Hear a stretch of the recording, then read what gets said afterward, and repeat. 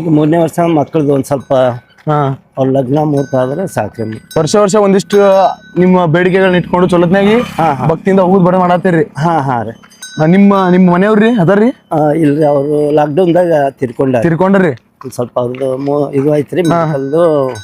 ಯಾಕಂದ್ರೆ ಕೊರೋನಾದಾಗ ಗೊತ್ತಾಗ್ಲಿಲ್ರಿ ಹಂಗ ಎಲ್ಲ ಒಂದ್ ಸ್ವಲ್ಪ ಮೋಸ ಐತ್ರಿ.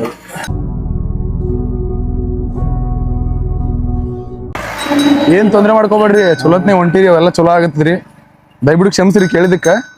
ಆದ್ರ ಬದುಕಂದ್ಮೇಲೆ ಇರ್ತಾರಲ್ರಿ ಯಾರಾದ್ರು ಪಾರ್ಟ್ನರ್ಸ್ ಅಂತೇಳಿ. ಸೊ ದೇವ್ರು ಏನ್ ಮಾಡ್ತೇನ್ರಿ ಅವ್ನ ಕೈದಕ್ಕೆ ಅದ. ಅದಕ್ಕೆ ನಮ್ಮ ಕೈಯಾಗ ಏನಿಲ್ಲ. ಭಾಳ ಖುಷಿ ಆದ್ರಿ ನಿಮ್ ನೋಡಿ. ಆದ್ರ ಭಾಳ ಬೇಜಾರನು ಆಯ್ತು, ಯಾಕಂದ್ರ ಮಕ್ಕಳ ಸಲುವಾಗಿ ಇಷ್ಟೆಲ್ಲ ನೀವು ಮಾಡತ್ತೀರಿ. ಅದೇ ಕಾರಣ ಮಕ್ಳಿಗೂ ತಿಳಿಬೇಕತ್ ಫಲ, ಯಾಕಂದ್ರೆ ಎಷ್ಟು ಶ್ರಮ ಪಡ್ತಿರ್ತೀರಿ ಅಂತ ಹೇಳಿ. ಅವರು ಶಾಲೆದಾಗ ಹುಡುಗರು ರೀ ನನ್ನ ಮೇಲೆ ಭಾಳ ನಂಬಿಕೆ ಅದಾರೆ. ಇದರ ಪೂರ್ತಿ ವಿಡಿಯೋ ನಿಮಗೆ ಯೂಟ್ಯೂಬ್ನಲ್ಲಿದೆ, ಲಿಂಕ್ ಬಹಳ ದೂರ ಇಲ್ಲ, ಬಯೋದಲ್ಲಿದೆ. ಹೋಗಿ ಒಂದ್ಸಲ ಕ್ಲಿಕ್ ಮಾಡ್ರಿ, ಪೂರ್ತಿ ವಿಡಿಯೋವನ್ನ ನೋಡಿ ಇಲ್ಲಿ ಬಂದು ಕಮೆಂಟ್ ಮಾಡಿ ಅಷ್ಟೇ.